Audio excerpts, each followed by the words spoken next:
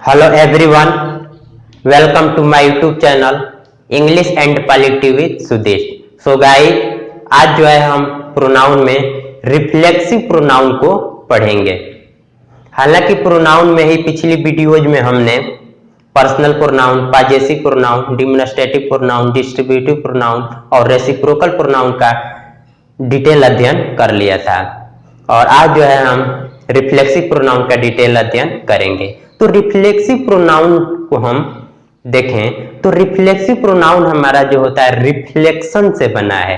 Reflexive pronoun हमारा reflection से बना है और इनका खास गुण होता है कि ये वे प्रोनाउन होते हैं जिनके अंत में सेल्फ या सेल्फ्स जुड़े होते हैं और इनका हिंदी अर्थ होता है अपने आप को। तो पहले हम रिफ्लेक्शन समझते हैं फिजिक्स की भाषा में और फिर उसको इंग्लिश की भाषा में समझते हैं और फिर हम जो है रिफ्लेक्सिव प्रोनाउन को लिख करके समझेंगे।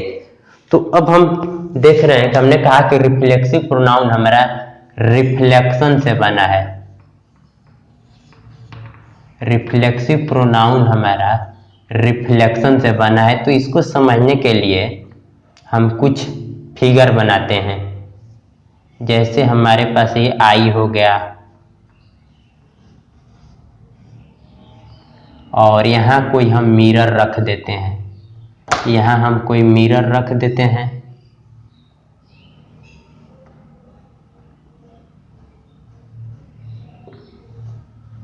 ये हमारी आँख हो गया और ये हमारा मिरर हो गया और इनके बीच में जो भी कुछ होगा वो हमारा एक्शन होगा। यहाँ देख रहे हैं कि इनके बीच में जो है हमारा एक्शन हो रहा है, यानी कि देखने का काम जो हो रहा है वो एक्शन हो रहा है।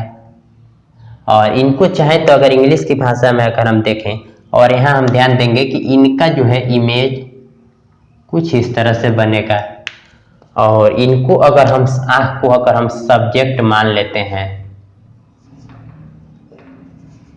सब्जेक्ट, या इन्हीं को हम डूअर भी बोलते हैं।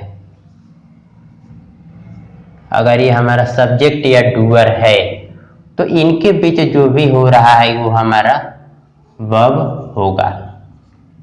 इनके बीच जो भी होगा हमारा वर्ब होगा और यहाँ जो है रिफ्लेक्शन होगा तो इनको हम बोलेंगे bounce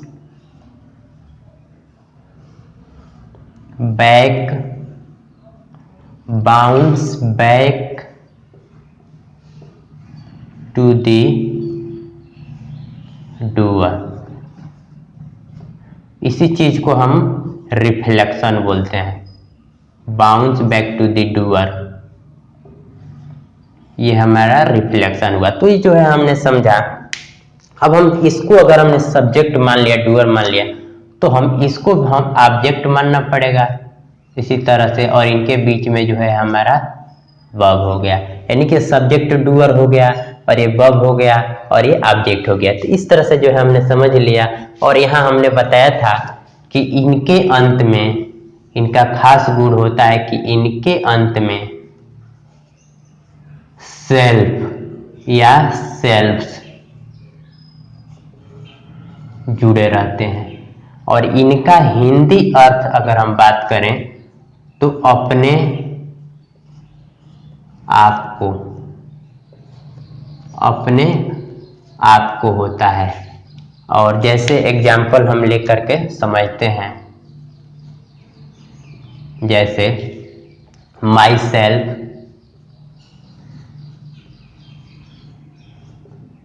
our selves,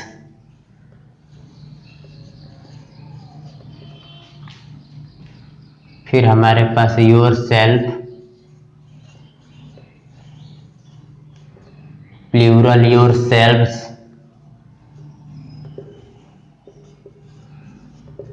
himself, her self,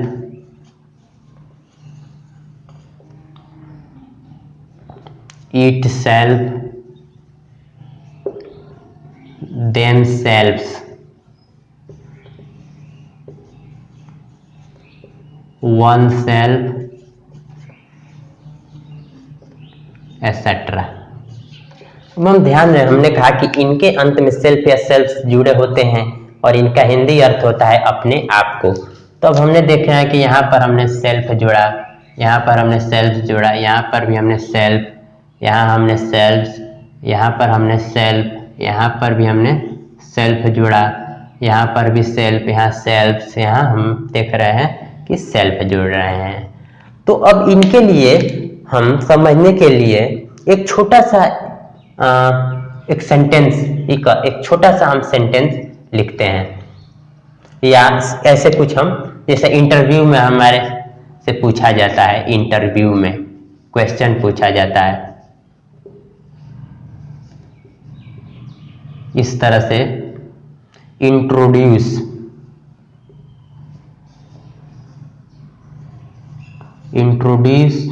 yourself,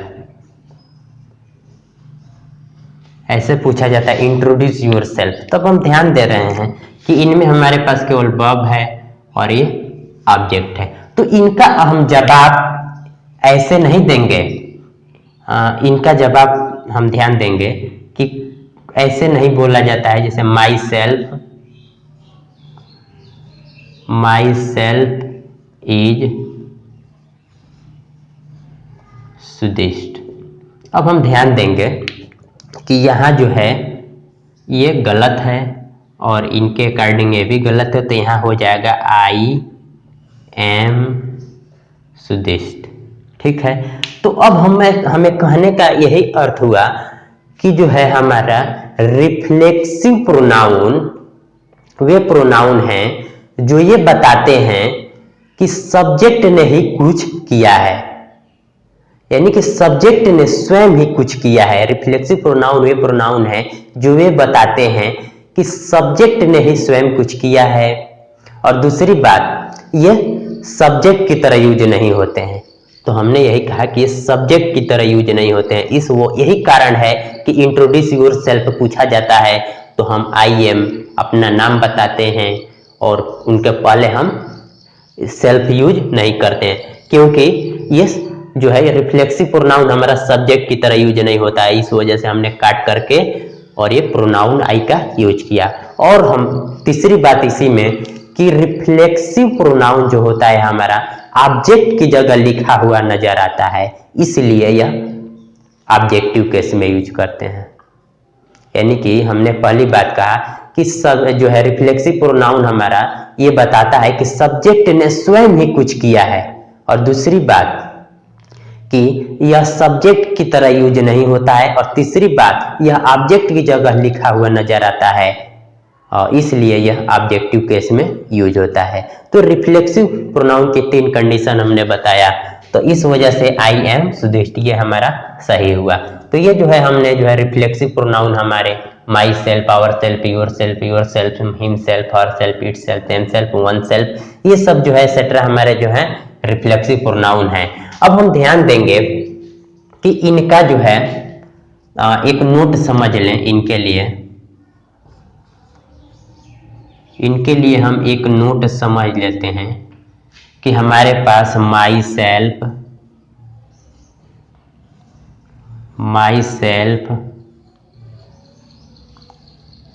our self, dot etcetera, ये सभी रिफ्लेक्सिव प्रोनाउन का यूज फॉर एम्फेसाइज,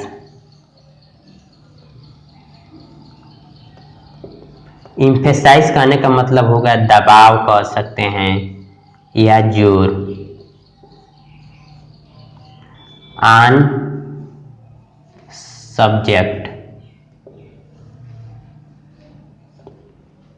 तो हमने कहा कि रिफ्लेक्सिव प्रोनाउन का यूज सब्जेक्ट को एम्फेसाइज करने के लिए किया जाता है, यानी कि सब्जेक्ट को जोरदार बनाने के लिए, एम्फेसाइज करने के लिए किया जाता है। जैसे सेंटेंस देखते हैं कि they themselves asked me to do it, she herself prepared a pizza, he himself said this. अब हम ध्यान देते हैं कि यहाँ जो है हमारा प्लूरल प्रोनाउन हुआ, जो कैसे यूज हुआ है, सब्जेक्ट की तरह यूज हुआ है। अब इनके बाद हम देख रहे हैं कि रिफ्लेक्सिव प्रोनाउन इनके अकॉर्डिंग यूज हुआ है, देमसेल्फ। तो अब ये जो है इनको हम कहेंगे इस दशा में कॉल्ड, हमने कहा कि इन रिफ्लेक्सिव प्रोनाउन का यूज अगर सब्जेक्ट को इंफेसाइज करने के लिए हो रहा है तो इन्हें हम कहेंगे इंटेंसिव, इम्फेटिक या इंफेसाइजिंग प्रोनाउन।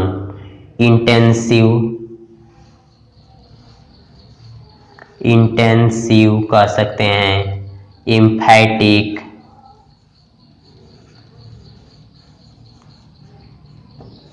या emphasizing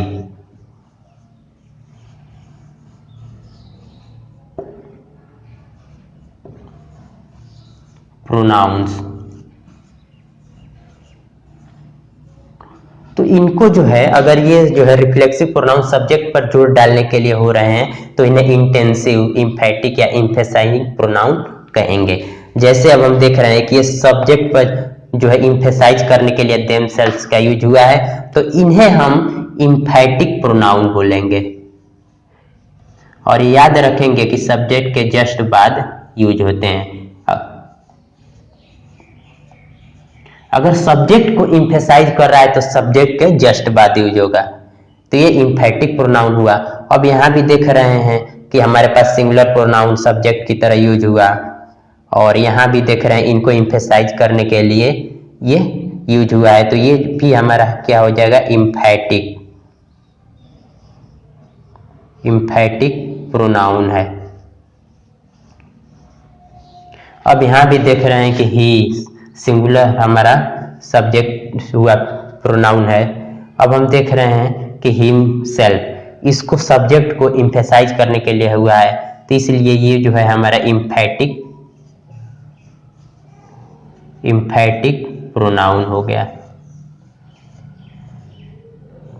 तो ये जो है हमारा इम्फेटिक प्रोनाउन हुआ। तो ये जो है हमने नोट जो है 1 समझ लिया। अब हम नोट सेकेंड देखते हैं इसी से रिलेटेड।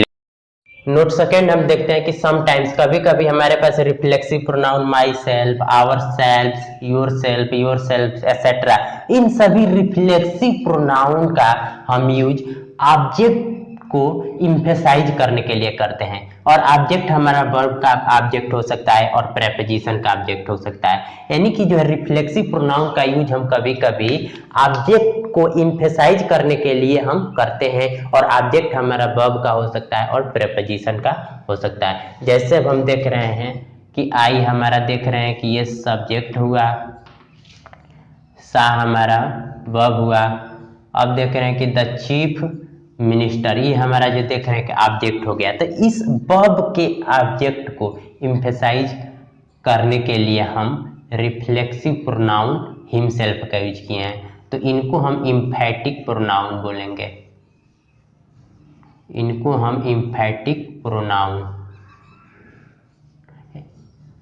अब यहाँ भी देख रहे हैं कि हमारे पास जो है सब्जेक्ट हुआ, ये वर्ब हुआ और ये प्रेपोजिशन हुआ।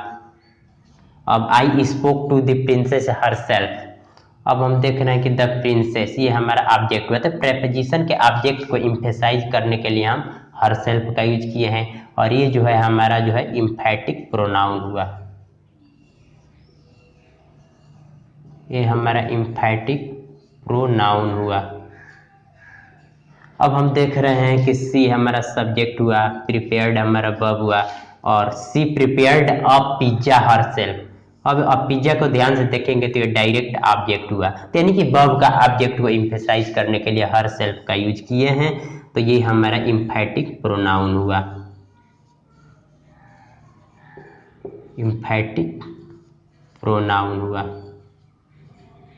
हमने बताया था कि अगर रिफ्लेक्सिव प्रोनाउन सब्जेक्ट को इम्फेसाइज कर रहा है तो उन्हें भी हमने कहा था इम्फेटिक प्रोनाउन नाम दिया था, और ये ऑब्जेक्ट को इम्फेसाइज कर रहा है तो इनको भी हमने इम्फेटिक प्रोनाउन ही नाम दिया। अब हम देखते हैं कि नोट थर्ड में हम देखते हैं कि कभी कभी हमारा सेल्फ का यूज नाउन की तरह होता है, जैसे he cares for nothing but अब हम ध्यान से देख रहे हैं कि बट हमारा प्रेपोजिशन हुआ और ये हमारा नाउन हुआ, और ही थिंक्स मच आप, ये भी हमारा प्रेपोजिशन हुआ और ये हमारा जो है नाउन हुआ। अब हम ध्यान रखेंगे कि ऑब्जेक्ट हमारा या तो कोई नाउन हो सकता है या कोई हमारा प्रोनाउन हो सकता है। ऑब्जेक्ट हमारा कोई नाउन हो सकता है या कोई प्रोनाउन हो सकता है। तो प्रेपोजिशन के बाद हमारा ऑब्जेक्ट आता है, तो ये ऑब्जेक्ट हमने कहा कोई नाउन हो सकता है, प्रोनाउन हो सकता है। तो हमने यही कहा कि जो है ये जो है प्रेपोजिशन के बाद नाउन हमारा आया हुआ है, तो ये जो है कभी कभी हम सेल्फ का यूज नाउन की तरह भी हम कर लेते हैं। तो ये जो है हमने नोट थर्ड देखा, नोट सेकेंड, नोट थर्ड, और नोट एक फोर्थ देखते हैं कि हमारे पास जो है possessive adjective plus own, possessive adjective plus own का यूज सब्जेक्ट को इम्फेसाइज करने के लिए होता है, लेकिन हम रिफ्लेक्सिव प्रोनाउन के साथ अपोस्ट्रोफी यस लगा करके पॉजेसिव नहीं बनाते हैं।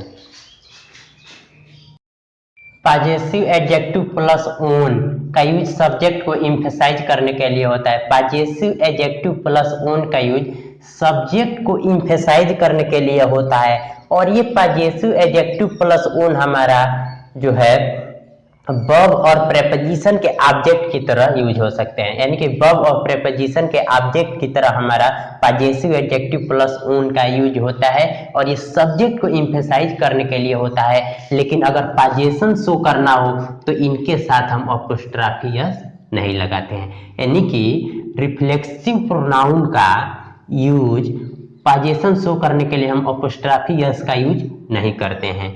यानी कि पॉजेसिव एडजेक्टिव प्लस ओन का यूज करते हैं पॉजेशन शो करने के लिए, और हम अपोस्ट्रोफी यस नहीं करते हैं। जैसे आई have painted my self room, तो अब हम देख रहे हैं कि ये हमारा सब्जेक्ट हुआ और ये दोनों ही हेल्पिंग वर्ब मेंबर मिलकर के दोनों वर्ब कह सकते हैं। तो सब्जेक्ट हुआ, वर्ब हुआ। अब देख रहे हैं कि माई सेल्फ, अपोस्ट्रोफी यस हमने कहा कि नहीं लगाना है, तो इनके लिए हम पॉजेशन शो करने के लिए अपोस्ट्रोफी यस नहीं लगाएंगे, पॉजेसिव एडजेक्टिव प्लस ओन। तो ये जो है आएंगे कैसे, ये जो इनको हटा देंगे, तो अब ये हो जाएगा हमारा माई ओन रूम। तो I have painted my own room, तो अब हम देख रहे हैं कि वर्ब के ऑब्जेक्ट की तरह यूज हुआ, यानी कि वर्ब के ऑब्जेक्ट की तरह यूज हुआ। ये सब्जेक्ट वर्ब, तो ये वर्ब के ऑब्जेक्ट की तरह यूज हुआ और ये पॉजेशन शो कर रहे हैं। अब यहाँ देख रहे हैं कि आई लिव ऑन, अब ये देख रहे हैं कि प्रेपोजिशन हुआ, ये वर्ब हुआ, ये सब्जेक्ट हुआ, और ये देख रहे हैं कि माई ओन, तो प्रेपोजिशन के ऑब्जेक्ट की तरह हुआ, और यहाँ जो है माई ओन, अब ये पॉजेशन शो करने के लिए। अब देख रहे हैं कि वर्चू सब्जेक्ट, हैज हमारा वर्ब। अब देख रहे हैं कि वर्ब के ऑब्जेक्ट की तरह हुआ है, यानी कि अब देख रहे हैं कि ये सब्जेक्ट को इम्फेसाइज कर रहा है। अब देख रहे हैं कि ये हमारा सब्जेक्ट हुआ और ये हमारा वर्ब हुआ और ये हमारा ऑब्जेक्ट हुआ, तो वर्ब के ऑब्जेक्ट की तरह और ये पॉजेशन शो करने के लिए। अब देख रहे हैं कि ये सब्जेक्ट हुआ और ये वर्ब हुआ। अब हम देख रहे हैं कि ये देयर वन, ये जो है हमारा जो है पॉजेशन शो वर्क कर रहा है। अब यहाँ देख रहे हैं कि ही सब्जेक्ट हुआ, सोल्ड वर्ब हुआ और हीज वन एक साथ और पॉजेशन शो। तो हमने कहा कि पॉजेसिव एडजेक्टिव प्लस ओन का यूज सब्जेक्ट को इम्फेसाइज करने के लिए होता है और पॉजेशन शो करने के लिए अपोस्ट्रोफी यस नहीं लगाते हैं। तो हमने अपोस्ट्रोफी यस हमने मना कर दिया, तो इनके लिए हमने पॉजेसिव एडजेक्टिव प्लस ओन का यूज करने के लिए कहा। और ये जो है कैसे यूज होंगे हमारे जो है वर्ब और प्रेपोजिशन के ऑब्जेक्ट की तरह। तो देख रहे हैं कि सब्जेक्ट आई को इम्फेसाइज करने के लिए, जैसे I live on my own income, तो ये सब्जेक्ट को इम्फेसाइज, आई को इम्फेसाइज करने के लिए माई ओन का यूज किए हैं। वर्चू को इम्फेसाइज करने के लिए इट्स ओन का यूज किए हैं। और यहाँ भी हम देख रहे हैं कि हमने पॉजेशन शो किया। अब इसी तरह सी को इम्फेसाइज करने के लिए हर ओन का यूज किए हैं, दे को इम्फेसाइज करने के लिए देयर ओन का यूज किए, और ही को एम्फेसाइज करने के लिए ही वोन का यूज किए। तो इस तरह से जो है हम सब्जेक्ट को एम्फेसाइज करने के लिए पाजेसिव एडजेक्टिव प्लस वोन का यूज करते हैं और अपोस्ट्रोफी एस नहीं लगाते हैं। तो इस तरह से जो है हमने नोट समझ लिया। अब हम कुछ आगे जो है सेंटेंस में ही समझते हैं। देखते हैं कि हमारे पास सेंटेंस में का जो है सब्जेक्ट और वर्ब और ऑब्जेक्ट इनकी हम चर्चा कर रहे हैं। तो अब हम ध्यान देंगे कि हम वर्ब से क्वेश्चन पूछते हैं। हमने जो है डायरेक्ट और इनडायरेक्ट ट्रांजिटिव और इंट्रांजिटिव वर्ब में डिटेल हमने जो है बताया था डायरेक्ट इनडायरेक्ट ऑब्जेक्ट को पहचानने के लिए। फिर भी थोड़ी सी चर्चा कर दे रहे हैं कि वर्ब से हम क्वेश्चन करते हैं व्हाट का या whom का, और जो हमें आंसर मिलता है वो हमारा ऑब्जेक्ट कहलाता है। तो ऑब्जेक्ट हमारा दो होता है, एक होता है डायरेक्ट ऑब्जेक्ट और दूसरा इनडायरेक्ट ऑब्जेक्ट। तो डायरेक्ट ऑब्जेक्ट में हमने बताया था कि ये जो होता है डायरेक्ट ऑब्जेक्ट होता है, ये वर्ब के बारे में बताता है, और इनडायरेक्ट ऑब्जेक्ट है ये डायरेक्ट ऑब्जेक्ट के बारे में बताता है।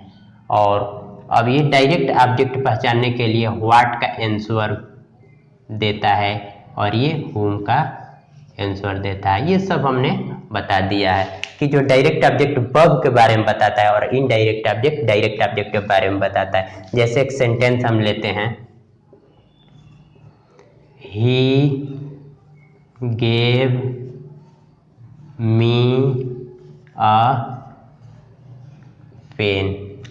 अब इस सेंटेंस में देख रहे हैं कि सब्जेक्ट हुआ, ये वर्ब हुआ, और ये जो है हमारे पास डायरेक्ट ऑब्जेक्ट हुआ, और ये जो देख रहे हैं कि हमारे पास जो है इनडायरेक्ट ऑब्जेक्ट हुआ, और ये हमारे पास डायरेक्ट ऑब्जेक्ट हुआ। ठीक, तो अब ये देख रहे हैं कि अब ये जो है व्हाट का जवाब दे रहा है, तो ये जो है हमारे पास डायरेक्ट ऑब्जेक्ट हुआ, और ये जो है whom का जवाब दे रहा है, तो ये हमारे पास इनडायरेक्ट ऑब्जेक्ट हुआ। अब इसको चाहे तो हम बदल करके भी लिख सकते हैं। हमने बताया था कि he gave a pen to me.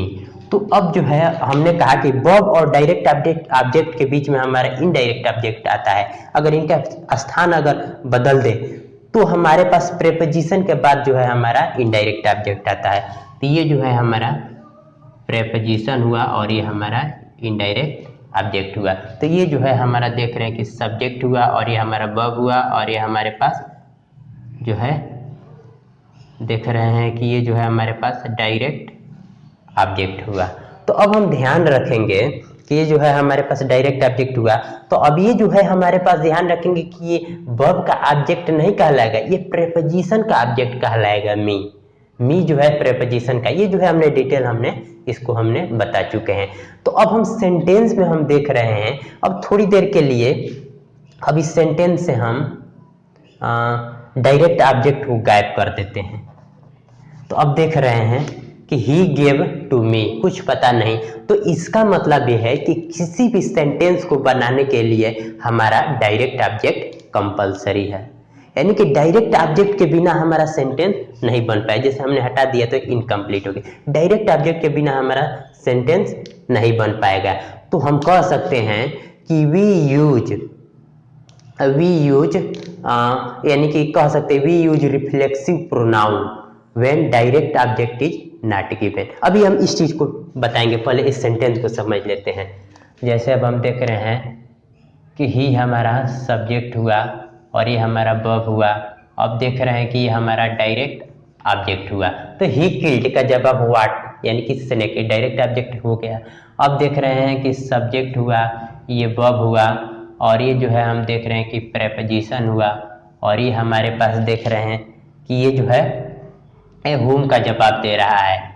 तो whom का जवाब भी दे रहा है, तो इस वजह से ये जो इनडायरेक्ट ऑब्जेक्ट हुआ, और ये पूरी जो है बातें अब अगर हम ध्यान दें तो ये वेयर का जवाब दे रहे हैं। तो इस वजह से हम ध्यान रखेंगे कि इसमें डायरेक्ट ऑब्जेक्ट गिवन नहीं है, तो इस वजह से हम क्या करेंगे कि यहाँ पर he killed himself, he killed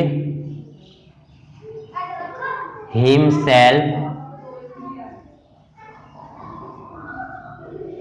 in the forest, he killed himself in the forest. तो हमने कहा कि अगर direct when the reflexive pronoun when the जो है we use reflexive pronoun when the direct object is not given, जब direct object देख रहे हैं कि सेंटेंस में नहीं दिया है तो हम रिफ्लेक्सिव प्रोनाउन यूज करेंगे जो डायरेक्ट ऑब्जेक्ट के कमी को पूरा करेगा। तो अब हम देख रहे हैं कि ये डायरेक्ट ऑब्जेक्ट की कमी को पूरा कर रहा है हिमसेल्फ। तो इसी तरह से अब हम यहाँ भी देख रहे हैं कि रानी इंजॉयड, कुछ पता नहीं, तो अब यहाँ इनके बीच में हम जो है हरसेल्फ का यूज कर लेंगे। तो अब ये क्या हो जाएगा, Rani enjoyed herself in the party. अब यहाँ भी देख रहे हैं कि सी प्रिपेयर्ड अ पिज्जा, ये जो है हमारे पास जो है डायरेक्ट ऑब्जेक्ट दिया है तो कोई जरूरत नहीं है रिफ्लेक्सिव प्रोनाउन का। अब यहाँ देख रहे हैं कि यहाँ रानी इंजॉयड द म्यूजिक, अब द म्यूजिक डायरेक्ट ऑब्जेक्ट हुआ हमारा। अब देख रहे हैं कि डायरेक्ट ऑब्जेक्ट हुआ तो यहाँ भी हमें रिफ्लेक्सिव प्रोनाउन की जरूरत नहीं है। तो हमने यही सीखा इसमें निष्कर्ष कि जो है पहली बात हमने बताया कि डायरेक्ट ऑब्जेक्ट के बिना सेंटेंस नहीं बन सकता, और दूसरी बात यहाँ सेंटेंस से हमने समझा कि जो है हमारे पास जो रिफ्लेक्सिव प्रोनाउन का यूज तभी करते हैं जब सेंटेंस में डायरेक्ट ऑब्जेक्ट नहीं दिया गया हो। तो डायरेक्ट ऑब्जेक्ट जो है अगर नहीं दिया गया होगा तो हम रिफ्लेक्सिव प्रोनाउन रिफ्लेक्सिव प्रोनाउन का यूज करेंगे जो डायरेक्ट ऑब्जेक्ट की कमी को पूरा करेगा। तो इस तरह से जो है हमने जो है इनको समझा। अब हम जो है रिफ्लेक्सिव प्रोनाउन और एम्फसाइजिंग प्रोनाउन में डिफरेंस को समझेंगे। रिफ्लेक्सिव प्रोनाउंस और एम्फसाइजिंग प्रोनाउंस में डिफरेंस हम देखते हैं। रिफ्लेक्सिव प्रोनाउन का हमारा हिंदी होता है और इनका अर्थ हिंदी में अर्थ होता है अपने आप को, जबकि एम्फसाइजिंग प्रोनाउंस का होता है स्वयं, खुद, आप ही। अब ये सेंटेंस देखते हैं, द बेबी क्राइड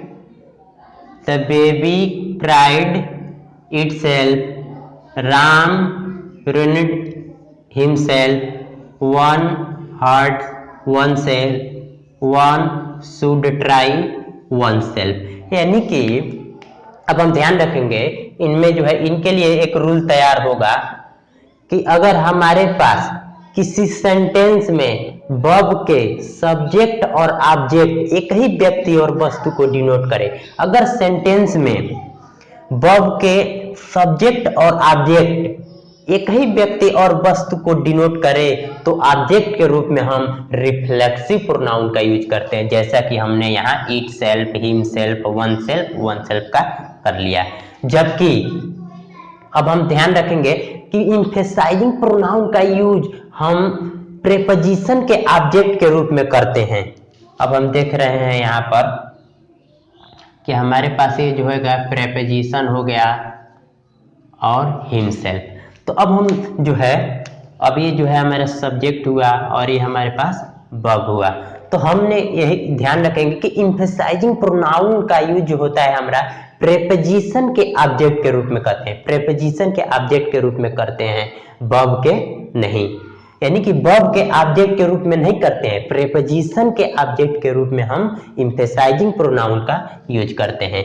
अब यहाँ देख रहे हैं कि my father and myself went there. अब देख रहे हैं कि my father and myself went verb a there, और myself is Sudesh, myself saw it. तो इनके लिए हम इनके लिए एक रूल ध्यान देंगे कि जो है हमारा रिफ्लेक्सिव जो है रिफ्लेक्सिव प्रोनाउन का यूज सब्जेक्ट के रूप में नहीं करते हैं। तो अब हम देख रहे हैं कि माई फादर और दूसरा माई सेल्फ, तो ये सब्जेक्ट ही दोनों हो रहा है, यहाँ भी ये भी सब्जेक्ट की तरह। तो यहाँ इनको हटा करके हम आई का यूज करेंगे। तो my father and I went there, अब ये देख रहे हैं कि माई सेल्फ को हटा करके आई रखेंगे तो ये ईच को हटाना पड़ेगा और यहाँ एम रखना पड़ेगा, और माई सेल्फ को हटा करके आई रखना। तो हम इससे ये निष्कर्ष निकल रहा है कि जो रिफ्लेक्सिव प्रोनाउन का यूज हम सब्जेक्ट की तरह नहीं करते हैं। अब यहाँ भी देख रहे हैं कि आई, माई सेल्फ, सा, इट। अब देख रहे हैं कि ये रिफ्लेक्सिव प्रोनाउन। तो अब यहाँ भी वही बात हुआ कि जो है एम्फेसाइजिंग प्रोनाउन का यूज हम सब्जेक्ट की तरह नहीं करते हैं, और एम्फेसाइजिंग प्रोनाउन है तो सब्जेक्ट के जस्ट बाद यूज होगा। तो ये जो है इनमें हमने डिफरेंस समझा कि जो है हमने कहा कि यहाँ पर हमने इनका अर्थ होता है अपने आप को, और स्वयं, खुद, आप ही के अर्थ में ये एम्फेसाइजिंग प्रोनाउन का होता है। अगर सेंटेंस में वर्ब का सब्जेक्ट और ऑब्जेक्ट एक ही व्यक्ति और वस्तु को डिनोट करें तो ऑब्जेक्ट के रूप में रिफ्लेक्सिव प्रोनाउन का यूज करते हैं, और हमने यहाँ कहा थर्ड रूल में कि सब्जेक्ट के रूप में हम रिफ्लेक्सिव प्रोनाउन का यूज नहीं करते हैं। यहाँ भी वही हमने कहा कि एम्फेसाइजिंग प्रोनाउन का यूज प्रीपोजिशन के ऑब्जेक्ट के रूप में करते हैं, और एम्फेसाइजिंग प्रोनाउन का यूज हम सब्जेक्ट के रूप में नहीं करते हैं, और सब्जेक्ट के जस्ट बाद एम्फेसाइज कर रहा है तो यूज कर लेते हैं। अब हम यहाँ सेंटेंस देखते हैं, एक रूल हम देखते हैं कि अगर सेंटेंस में, ये रूल जो है, अगर सेंटेंस में वर्ब के सब्जेक्ट और ऑब्जेक्ट दो विभिन्न व्यक्तियों और वस्तुओं को डिनोट करते हैं, अगर सेंटेंस में वर्ब के सब्जेक्ट और ऑब्जेक्ट दो विभिन्न व्यक्तियों या वस्तुओं को डिनोट करते हैं तो हम इनके लिए ऑब्जेक्टिव केस का यूज करते हैं। जैसे अब हम देख रहे हैं कि हमारे पास सब्जेक्ट, ये हमारे पास वर्ब, तो ये जो है ऑब्जेक्टिव केस का हम यूज करेंगे। तो ही नोज, यहाँ ऑब्जेक्टिव केस यहाँ से क्या हो जाएगा, यहाँ पर देख रहे हैं मी हो जाएगा, तो ही नोज मी। अब देख रहे हैं कि आई सब्जेक्ट हुआ, लव वर्ब हुआ, योर सेल्फ, तो योर सेल्फ को हमको हटाना पड़ेगा, तो ये ऑब्जेक्टिव केस में यहाँ क्या हो जाएगा, यू हो जाएगा। तो हमने कहा कि अगर देख रहे हैं कि ये वर्ब है, ये सब्जेक्ट को अलग, कोई अलग किसी को दिखा रहा है और ऑब्जेक्ट को किसी और को दिखा रहा है, तो यानी कि ये वर्ब किसी सेंटेंस में अगर वर्ब के सब्जेक्ट और ऑब्जेक्ट दो विभिन्न व्यक्तियों या वस्तुओं को डिनोट करते हैं तो ऑब्जेक्टिव केस का यूज करते हैं। तो माई सेल्फ हमने हटा करके मी का यूज किया, और योर सेल्फ हटा करके हमने यू का यूज, तो he knows me, I love you, तो इस तरह से ऑब्जेक्टिव केस का हमने यूज किया। तो ये जो है हमने जो है वीडियो लंबा होने की वजह से हमने पार्ट 1 कर दिया रिफ्लेक्सिव प्रोनाउन का, और नेक्स्ट वीडियो में हमने जो है रिफ्लेक्सिव प्रोनाउन का केवल रूल लेकर के आएंगे, जिनमें पार्ट 2 हम कर देंगे। तो आज के लेक्चर में बस इतना ही। तो I hope you must have like this video.